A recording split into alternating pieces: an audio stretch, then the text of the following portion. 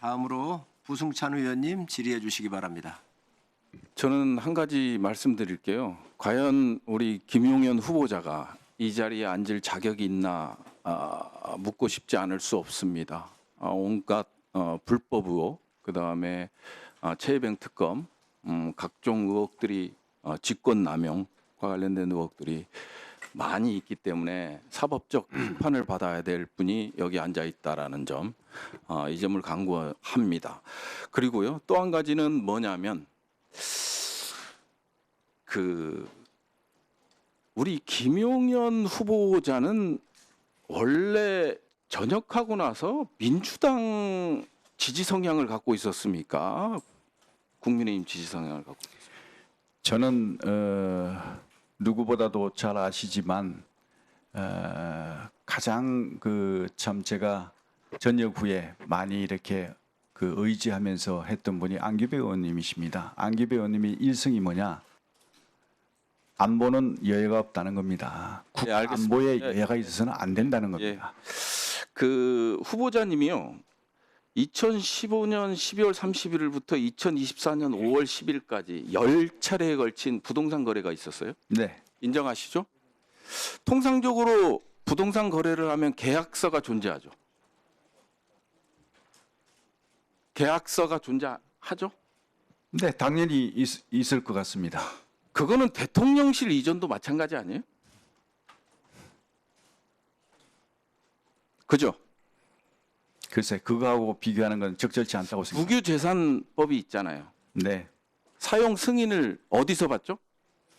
그것은 국민과의 약속을 지킨 것이지. 아니, 성인을 저는 받는 게 법을 아닙니다. 얘기하고 있잖아요. 지금 어디서 받냐고 묻고 있는 거예요. 뭐 국민과의 약속이면은 뭐 북한 체제도 올바른 거네요. 국민과의 약속이니까. 대통령 이전을 법으로 한 게 아니지 않습니까? 아니, 과거에 문재인 대통령은 그러면 광화문 이전을 법으로 했습니까? 잠깐만요. 아니지 않습니까? 지금 그럼 법을 지켜서 한 건 하나도 없다. 이전 자체에 대한 결정을 그렇게 했다는 겁니다. 아니 그러면 그 이전 과정과 관련돼서 법은 뭘 준수한 거예요? 그 관련해서 이제 재산 이전이라든지 이런 것들은 다 법에 의해서 했다고 생각합니다. 자, 그러면 국유재산관리법상에 네. 사용 승인일이 있을 거 아니에요? 네, 기재부에서 승인해 주죠?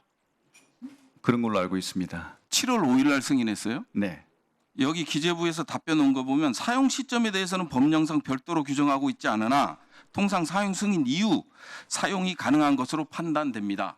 마찬가지예요. 민간법이나 전세 계약이 됐건 부동산 거래가 됐건 국가법이 됐건 법 절차를 따르는 게 맞는 거 아니에요? 그죠? 네. 네, 맞는 거고요. 그러면 자, 이 대통령실 이전과 관련되는 거는 국가 중요 정책 결정 과정이죠. 네, 그러면 이제 헌법상에 이제 명시된 게 있잖아요. 그죠? 문서로서 행한다. 국무회의 의결 사안이다. 그러면 인수위 신분이었어요? 인수위였어요?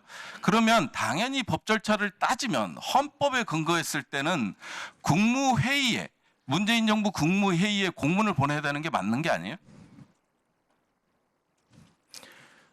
말씀하시죠. 예, 맞는 게 아니냐 묻고 있어요. 네, 인수위에서 필요한 절차를 밟고 공문을 보낸 걸로 알고 있습니다. 공문이 하나도 없다고 하잖아요. 왜 여기서 거짓말 말씀하십니까? 없는 게 아니라 못 보셨겠죠. 그거에 대해서 그 발언에 대해서 책임질 수 있어요? 당연히 책임집니다. 그러면 내놓으세요. 3월 20일 날부터 우리가 한다고 통보를 했지 않습니까? 그래서 국무회의 의결이 났어요. 국무회의 의결 요청을 해야 되는 거 아니에요? 제가 말씀드렸지 않습니까? 대통령실 이전은 국민과의 약속을 지키는 것이고 아니 국민과의 약속 그 이후에 하지 말라고. 그 이후에 우리가 그 얘기를 모든 하고 법 있는 게 절차는 아니잖아요. 지금 법을 위반한 걸 얘기하고 있어요. 헌법 82조를 위반하고 헌법 89조를 위반하고 국방 군사시설에 관한 법을 위반하고 국가재정법을 위반하고 국유재산관리법을 위반하고 지금 그 얘기를 하고 있는 거예요. 그 중에 하나라도 법을 준수한 게 있냐고 여쭤보는 거예요. 그 자, 부분은 다음 슬라이드. 자, 출입 기록과 관련돼서 잠깐 여쭐게요. 김용현 후보자 국방부 출입 기록이에요. 2022년 3월 15일 날 김용현 후보자가 국방부로 출입했어요? 이때 혼자 왔어요? 아닙니다. 그때 그 이전 TF 의원들 같이 갔습니다. 그러면 국방부 출입 기록을 요구하는데 우리 김용현 후보만 있어요. 다음 슬라이드. 이게 부대 관리 훈령이나 정부청사 출입 보안 지침을 보면 손님이라고 기록을 해요? 아니 국방부 부대 그다음에 공무원 정부청사 출입 보안 지침을 보면 손님으로 기록해요? 본인이 손잡고 가면 손님이면 간첩도 들어갈 수 있는 거예요? 야, 이거 완전 조직적 은폐잖아요. 신원 확인하게끔 돼 있잖아요. 국방부 관리훈령 제84조에 따르면 같이 들어간 사람이 손님이야. 이게 국방이에요? 동의하지 않습니다.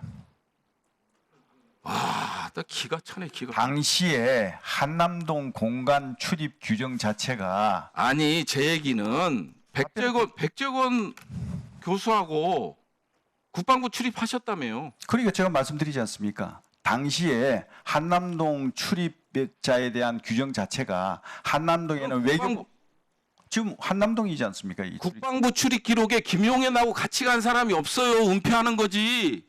아니 지금 질문하신 게 육군 참모총장 공간 관련한 기록 아닙니까? 자, 부대 관리 훈령과 정부 청사 출입 보안 지침을 저는 얘기하고 있어요. 네. 어디 들어갈 때 정부가 관리하는 시설에 들어갈 때 손님으로 들어가는 경우가 있어요. 그걸 지적하고 있잖아요. 그러니까 지금 여기 나와 있는 게 한남동 아닙니까? 오케이, 예. 한남동 출입 규정 자체가 그때는 그래서 제가 말씀드리고 싶은 거는 지금 대통령실 이전은요. 대통령이 결정 사항이지만 법과 절차에 따라서 진행돼야 된다는 걸 지적하고 있는데 이거에 대해서 위법하다라는 거는 저는 말씀드리고 네, 부승찬 의원님, 반드시 사법적 부승찬 의원님 정리해 주시기 바랍니다. 네, 자 후보자님 지금 부승찬 의원님 말씀하신 거 답변 짧게 하시고 임종득 의원님 질의를 해주시기 바랍니다. 네. 부정청 의원님께서 그 한남동 출입을 가지고 거기에 대해서 조직적인 은폐다 이렇게 말씀하시는데 이 한남동 당시에 거기에 사신 분들이 다 외교부 장관부터 국방부 장관 그다음에 합참의장 뭐 이런 어떤 그 군 주요 직위분들이 살았습니다. 그래서 그분들이 만나러 왔다 갔다 하는 개인적인 인적 분들이기 때문에 그분들의 그 개인 정보 문제 때문에 다들 사전 통보하면 뭐 손님 그다음에 몇 명 이렇게만 기재하지 누가 들어왔다 누가 나갔다 이런 것은 구체적으로 하지 않도록 규정되어 있었습니다. 그 규정에 따라서 이루어진 것인데 그 손님을 적었다고 해서 그걸 마치 조직적인 은폐다. 이거는 사실관계가 잘못된 것이다. 국방부도 물어봤잖아요.